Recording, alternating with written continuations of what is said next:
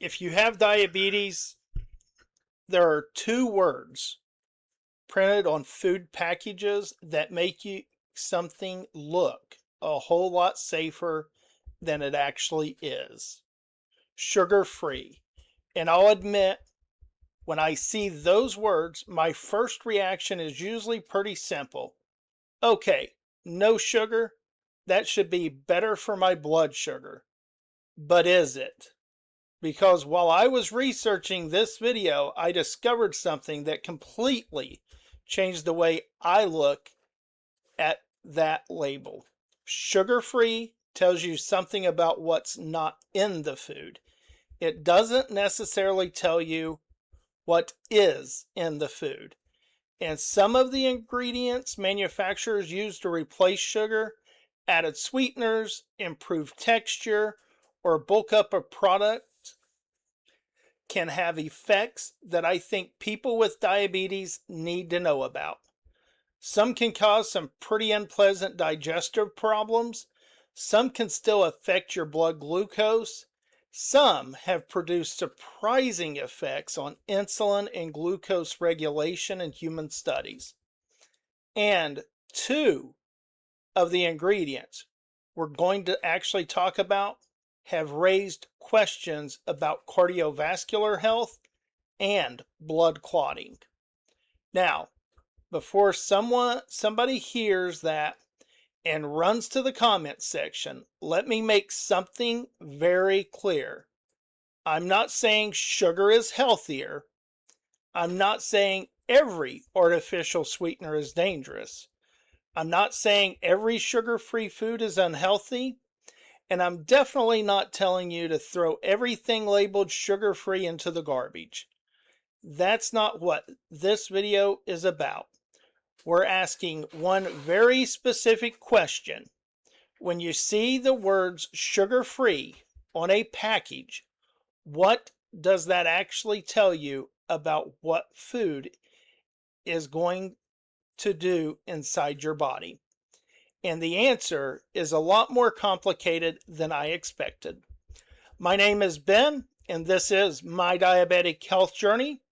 If you're living with diabetes, trying to improve your blood sugar, or you're just tired of trying to figure out which healthy claims on the internet you can actually believe, subscribe to the channel and join me. I am not a doctor. I am a diabetic trying to understand this stuff myself. I want to look at the research, look at the clinical studies, look at what organizations like the FDA and the American Diabetes Association actually say, and then separate what we know from what we think we know. And that is especially important with today's subject. We're counting down 6 ingredients commonly associated with sugar-free products from number 6 all the way to number 1. And don't skip the last 2. Those are where the conversation takes a completely different turn. But first, we need to understand something about the word sugar-free, because this is where the whole thing starts. The FDA labeling rules for sugar-free doesn't necessarily mean absolutely zero sugar. Generally speaking, a food can qualify for a sugar-free claim when it contains less than a half a gram of sugar per serving, provided it meets the other applicable requirements. But here's the part that matters to me as a diabetic. Sugar-free does not mean carbohydrate-free. Those aren't interchangeable terms. And the American Diabetes Association specifically points this out. Products labeled sugar-free or no sugar added aren't necessarily carbohydrate-free, or even lower in carbohydrates than the regular version. Think about that. The next time you're standing in the grocery store, the giant letter on the front says sugar-free. Your brain sees that but your blood sugar doesn't read advertising. Your body gets whatever it is actually inside that package. So flip it over, look at the nutritional facts, look at the serving size, and look at those total carbohydrates. And then look at the ingredients, because that's where things start getting interesting. So let's start the countdown with number 6. Number 6, sorbitol. If you've bought sugar-free gum, candy, mints, baked products, syrups, or other reduced sugar foods, there's a decent chance you've encountered sorbitol. Sorbitol is what's called a sugar alcohol. And there's a reason manufacturers use ingredients like this. Sorbitol can provide sweetness with fewer calories than ordinary sugar, and it is generally has a smaller effect on your blood glucose than regular sugar. So right there, we need to give it credit where credit is due. Replacing regular sugar with sorbitol can have advantages, but there is another side of that story. Your small intestine doesn't completely absorb sorbitol, and what isn't absorbed continues farther down your digestive system. Water can be drawn into the intestine, and bacteria can ferment what's left. And if you've ever eaten too much sugar-free candy and wondered why your stomach suddenly declared war on you, here's your first suspect. Human studies have documented gastrointestinal effects included bloating, gas, abdominal discomfort, cramping, loose stools, urgency, and diarrhea. And here's a word you're going to hear me say several times in this video. Dose. Dose matters. I'm not telling you that chewing one piece of sorbitol containing gum is going to send you sprinting for the bathroom. That would be ridiculous. These gastrointestinal effects tend to become more likely as the amount consumed increases, and individual tolerance can vary substantially. And that's where the sugar-free label can accidentally work against us. You see sugar-free, and maybe you think you can eat more of it. Instead of 2 pieces, maybe you can eat 6. Instead of 1 serving, maybe you can eat 3 or 4. And suddenly, you've consumed a much larger amount of sugar alcohol than you realized. So here's something I want to know from you. Have you ever eaten sugar-free candy, gum, ice cream, or another sugar-free product and ended up bloated with gas, cramping, or diarrhea afterwards? Put it in the comments and tell me what product it was, because I'm genuinely curious how common this has been for people watching this channel. But digestive problems aren't the only hidden cost we're looking at, because number 5 creates another problem. Number 5, Maltitol,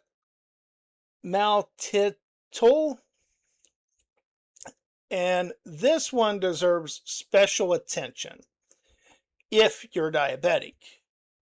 Maltitol is another sugar alcohol. You find it in things like sugar-free chocolate, candy, cookies, protein bars, baked products, and reduced sugar sweets. And here's where people can make a pretty big mistake. Maltitol is not ordinary table sugar. It's generally produces a smaller blood glucose response than sucralose, and that's true, but smaller does not mean zero. So let me say that again, because this probably is one of the most important sentences in the entire video. A smaller glucose response does not mean no glucose response. Some Maltitol is absorbed and metabolized. Human studies have shown measurable glucose and insulin response after consuming it, although those responses are generally lower than what researchers see with ordinary sugar. So, if you're buying something because it says sugar-free and assuming you don't need to think about its effects on your glucose, that's where you can get fooled. And Maltitol brings another problem with it. The same general gastrointestinal problems we just discussed with sorbitol, gas, bloating, cramping, diarrhea, again, particularly as the amount consumed increases. So imagine this, you pick up a package of sugar-free chocolate. The front of the package looks perfect, sugar-free. Maybe it's sitting right there in the diabetic section even. You eat several pieces because they are sugar-free after all. Then later your glucose isn't doing what you expected and your stomach isn't particularly happy with you either.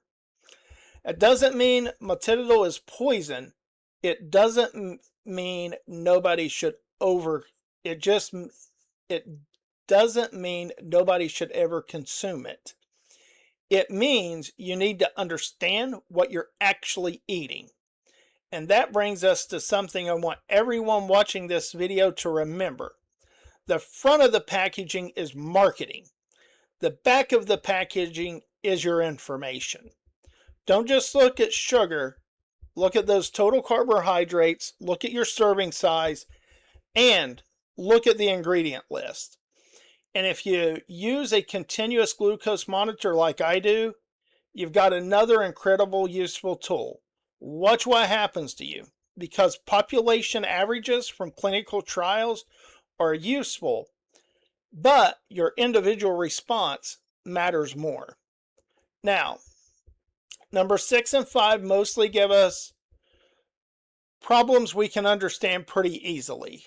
Digestive effects, a glucose response that may not be zero, but number 4 is where science becomes much more complicated. And this is also where I need you to be careful about what you hear online, because you're going to find people telling you this ingredient is completely harmless, and you're going to find out other people telling you it's destroying your metabolism. The evidence doesn't actually justify either extreme. Number 4, sucralose. You probably know this one. Sucralose is an intensely sweet, non-nutritive sweetener. It provides little direct carbohydrate in the quantities typically used for sweetening. And it doesn't behave metabolically like eating a spoonful of table sugar. And that is important. If someone tells you that sucralose and table sugar have exactly the same effect on your blood sugar, that's simply not an accurate description of the evidence. But here's where this gets fascinating. Researchers have asked a different question. Could consuming sucralose affect the way your body responds when glucose arrives later? And some controlled human studies have produced results worth paying attention to.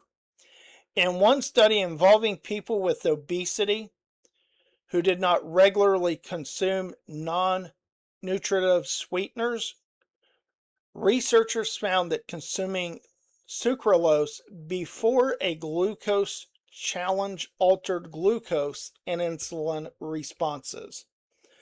Other research has investigated whether non-nutritive sweeteners can affect glucose regulation through changes involving the gut microbiome, and some participants have shown measurable effects. Now, this is exactly where I should make this one video, and this is exactly where I could make this video much scarier. I could put giant red letters across the screen saying, Sucralose causes insulin resistance. There's one problem. The evidence isn't strong enough for me to tell you that yet. Other controlled research has not consistently found the same metabolic effect. Results differ depending on the study design, the participants, how much sweetener was consumed, how long they consumed it for, and whether they regularly consumed artificial sweetener beforehand, and potentially individual biology differences. So, the scientifically responsible conclusion isn't sucralose is killing you, and it isn't sucralose does absolutely nothing. It's this. The evidence is pretty mixed on it.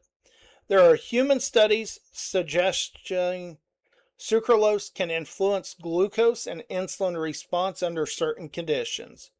There are other studies that doesn't show meaningful effect at all. And researchers are still trying to figure out why.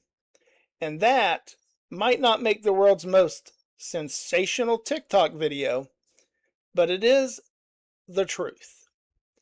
And I'd rather give you uncertainty, whether uncertainty actually exists, than pretend science has answered a question that it hasn't. Now here's where our countdown gets really interesting, because we've made it through number 6, number 5, and now number 4, but the next ingredient is different.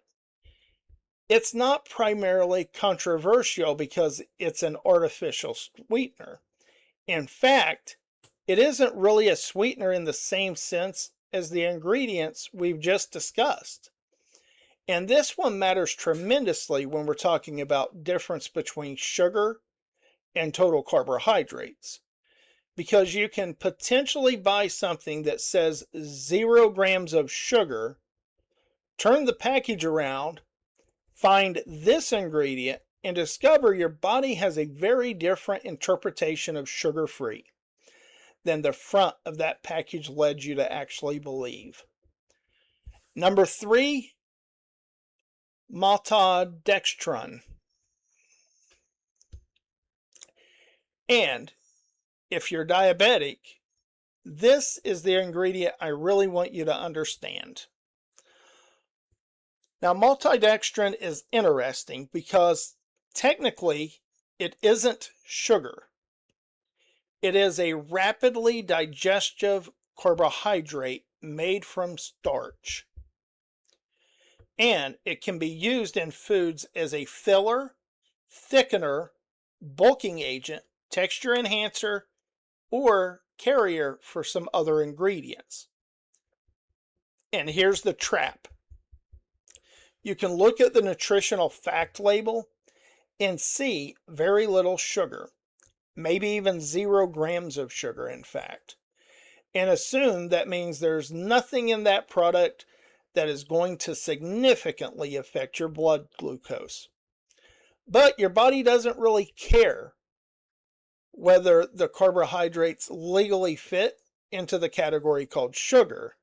Your digestive system breaks down digestible carbohydrates down. And maltodextrin can be broken down very rapidly.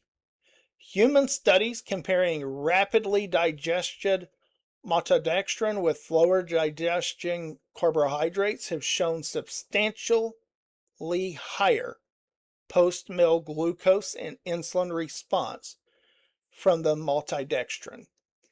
And that is why this ingredient made number 3 on my list. Not because maltodextrin is some mysterious poison, it's not. Not because eating something containing maltodextrin automatically damages your body, because it doesn't.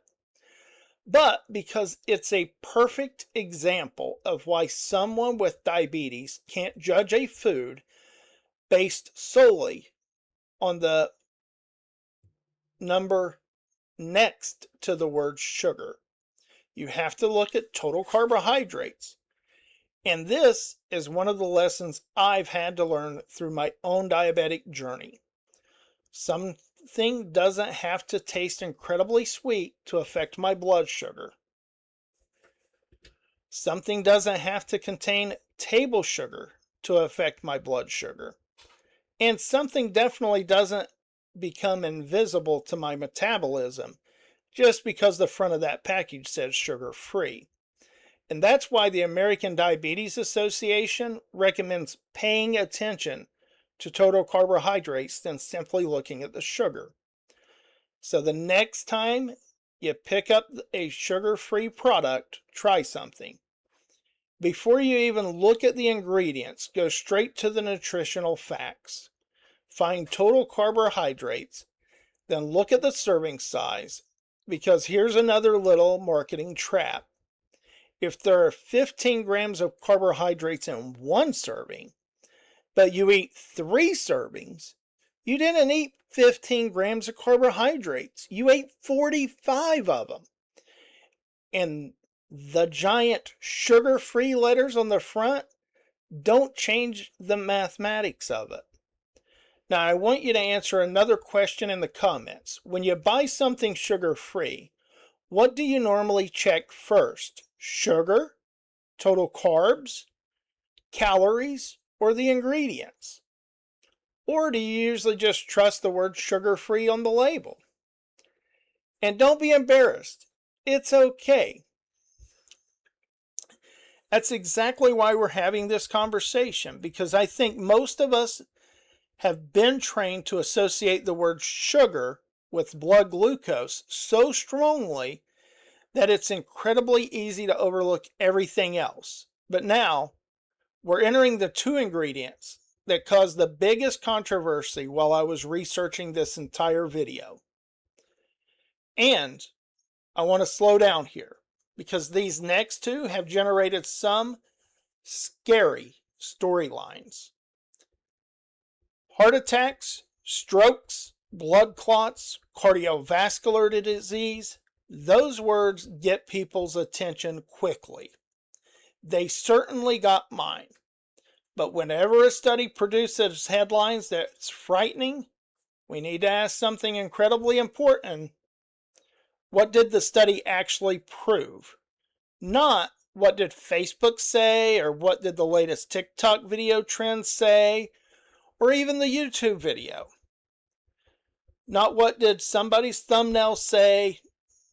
What did the researchers actually find? Because association and causation are 2 completely different things. And this brings us to number 2. Xylitol is another sugar alcohol. You'll find it in sugar-free gum, candy, oral care products, baked foods, some keto and low carbohydrate products. And xylitol has some legitimate advantages.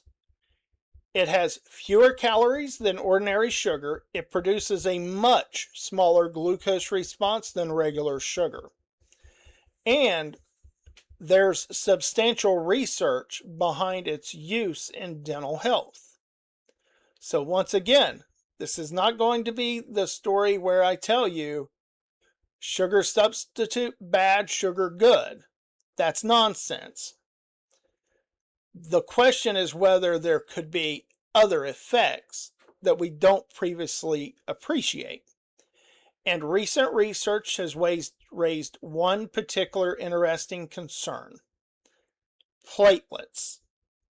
Platelets are tiny components of your blood that play a very important role in clotting. You need them. If you cut yourself, you definitely want your blood to be capable of forming a clot. The problem comes when clotting happens where we don't actually want it to. Researchers investigating Xylitol found that higher circulating levels of Xylitol in the blood were associated with increased cardiovascular risk in large observational groups. And that is concerning. But listen carefully. Associated with? Those two words matter. And association doesn't prove that eating it actually caused those cardiovascular events. Many people with certain metabolic problems have higher Xylitol levels. Maybe another factor is involved. Maybe dietary Xylitol contributed. Maybe several things are happening simultaneously. An observational study alone cannot answer all of those questions. But researchers didn't stop there. They also performed experiments examining what Xylitol could do to platelets. And in a small human intervention, healthy volunteers consumed a drink containing 30 grams of it. Researchers observed a dramatic increase in circulating Xylitol and increased measures of platelet responsiveness. Now that got my attention because now we have more than an association.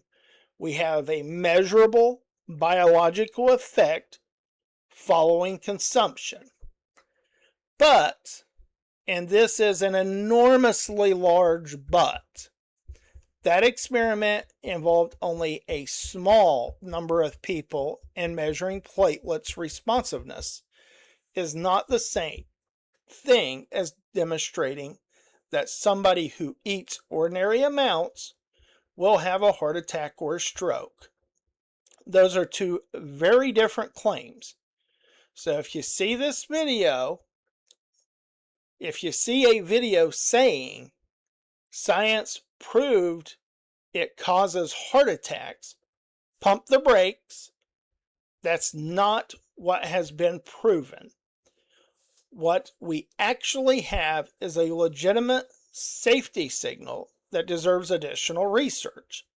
And personally, that's enough information for me to pay attention, especially as someone with diabetes, because cardiovascular disease is already something we have to take seriously. But it's not enough evidence for me to tell you that it causes cardiovascular disease. That's where I draw the line between discussing research and fear-mongering. And now we've arrived at number one. This is probably the one ingredient some of you have been waiting for. Because if you've followed health news over the last few years, you've probably seen the headlines. And some of those headlines have been terrifying. Number one is erythritol. Erythritol exploded into the health conversation after researchers reported an association between higher blood erythritol levels and major cardiovascular events, heart attacks, stroke, and even death. And understandably, people freaked out because erythritol had become incredibly popular. It's used in keto foods, low carb products, protein products, sugar-free foods, sweetener blends, and for people trying to reduce sugar and carbohydrates, erythritol looked almost perfect. It provided sweetness. It has very few calories, and compared with ordinary sugar, it has a minimal direct effect on your blood glucose. For somebody with diabetes, that sounds fantastic. Then, suddenly, the headlines started telling you it might be connected to cardiovascular disease. So what's actually going on? Researchers found that people with higher circulating erythritol levels had higher rates of cardiovascular events. They also conducted laboratory experiments showing that erythritol could increase platelet activity under certain experimental conditions. And experimental human work has shown that consuming erythritol can produce large increases in circulating erythritol levels. Those findings deserve attention. I'm not brushing them to the side, and neither should you. But here's the other part that I think gets left out of a lot of the conversations about erythritol. Your body can make it on its own. Read that sentence again in your head. Erythritol isn't necessarily present in someone's bloodstream simply because that person consumed it as a sweetener. The human body can produce it through metabolic pathways, and metabolic dysfunction may influence that production. That creates a huge scientific problem when we're trying to interpret observational research. Imagine researchers find that people with metabolic disease have higher erythritol levels and also have more cardiovascular events. There are at least two possible explanations. Maybe erythritol is contributing to the cardiovascular risk, or maybe the metabolic dysfunction that's already increasing cardiovascular risk, and is also causing the body to produce more erythritol. Those are profoundly different explanations, and there could be combinations of both. That's why observational research alone cannot establish causation. So, what can we actually say? We can say cardiovascular association has been reported. We can say experimental research has raised legitimate questions about platelet activity and clotting. We can say those findings justify further research. But we cannot currently say that normal dietary consumption of erythritol has been proven to cause heart attack or stroke. Again, we cannot say it. And if somebody tells you that science has definitively established that, ask them to show you the randomized long-term clinical demonstrating it. Because that's not where the evidence currently stands. And this is probably the biggest lesson I take away from researching the entire video. The truth isn't sugar-free is bad, and the truth isn't sugar-free is good. Those statements are almost meaningless.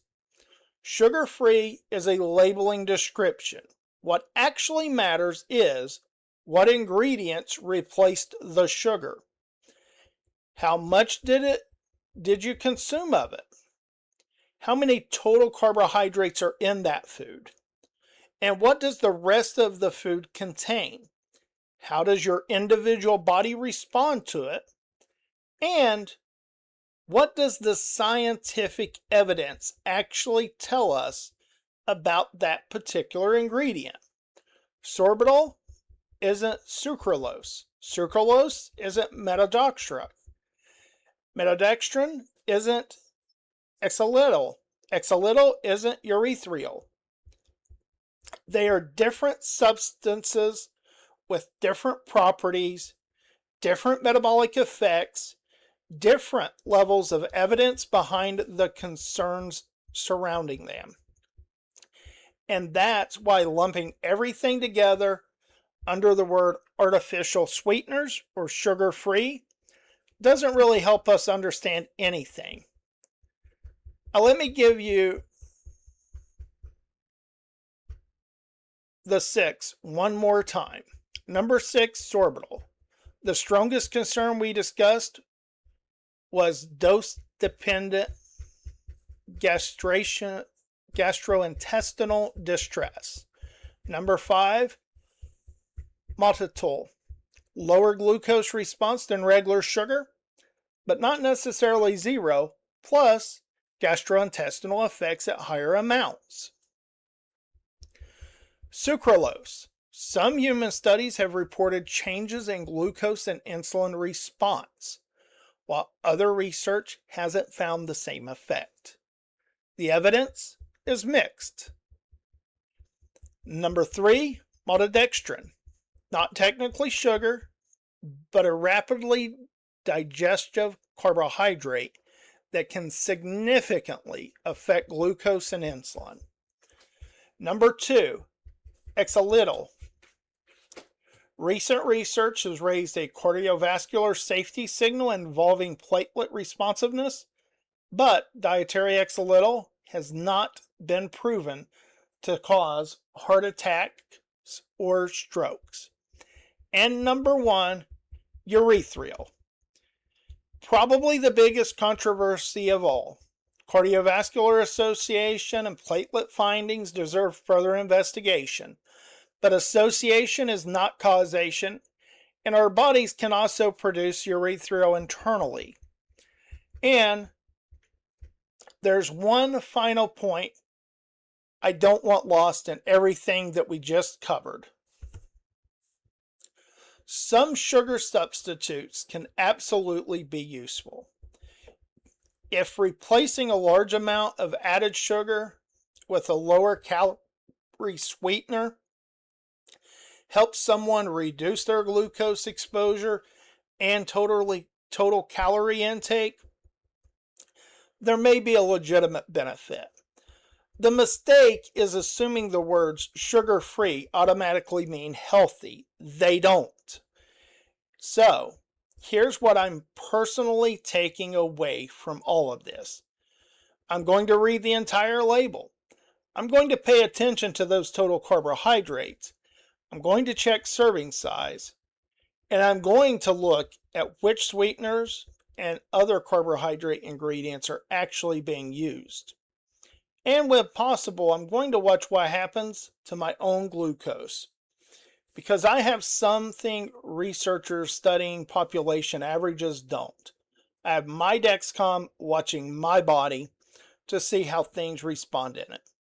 It doesn't replace clinical research, but clinical research combined with my own glucose data can help me make much more informed decisions about what works in my body. And now I want to hear from you. What sugar-free product do you use the most? Is it coffee creamer, diet soda, sugar-free candy, protein bars, keto products, sugar-free syrup, sweeteners in your coffee, or something else? Put the exact product for us in the comments, because I think there's another experiment hiding inside of this video. If enough of you give me specific products, I'll pick some of the most popular ones, dig into every ingredient, and potentially test some of them against my own glucose using my Dexcom. That could be very interesting. And if you're a diabetic, pre-diabetic, or simply trying to understand what all of the stuff actually does inside the human body, subscribe to My Diabetic Health Journey. We're going to keep digging through the claims. We're going to keep looking at the research. And when the science doesn't have a definitive answer, I'm going to tell you that too. Because I'd rather tell you we don't know yet than to give you a confident answer the evidence doesn't support. And remember, I'm Ben Bailey. I'm not a doctor. I'm a diabetic sharing my journey and researching these questions alongside you. Everything in this video is for educational purposes only and should not be taken as medical advice. Individual response can vary based on your own health, medications, dose, diet, and other factors. Never stop or change prescribed medication or make major changes to your diabetes treatment based solely on something you hear in one of my videos or anyone else's. Talk with your healthcare provider, your pharmacist, a registered dietitian, or other healthcare professional about what's appropriate for you. And if there's one sentence you remember from this entire video, make it this. Sugar-free tells us what's missing. it doesn't tell us the whole story about what's still inside and what replaced that sugar. And if there's one thing I want you to take away from this video, it's this. Don't be afraid of the words on the ingredient label, but don't blindly trust the words on the front of that package. Sugar-free doesn't automatically mean healthy. It doesn't automatically mean unhealthy. And it definitely doesn't tell us everything we need to know about how that food could affect our body. That's why I wanted to make this video, because the deeper I dug into these 6 ingredients, the more I realized there really isn't a simple answer. Some of these ingredients have very well established effects, and some of the concerns are still being investigated. And with a couple of them, we're probably going to learn a whole lot more over the next few years. So I'm curious, after seeing the research, has this changed the way you look at sugar-free foods? And more importantly, is there a sugar-free product that you eat or drink all the time that you want me to investigate for you? Put the exact product in the comments. I'd be happy to do so. Because if enough of you want to do this, I'll take some of the popular ones, break down exactly what's in them, and maybe even put a few of them to test with my Dexcom. And if you want to see that video, make sure you subscribe so you don't miss it. As always, I'm not a doctor. I'm just a diabetic trying to understand my own health a little bit better, sharing what I learn along the way, and hopefully help some of you ask better questions about yours. My name is Ben Bailey. This is My Diabetic Health Journey. Thanks for watching. God bless, and I'll see you in the next video.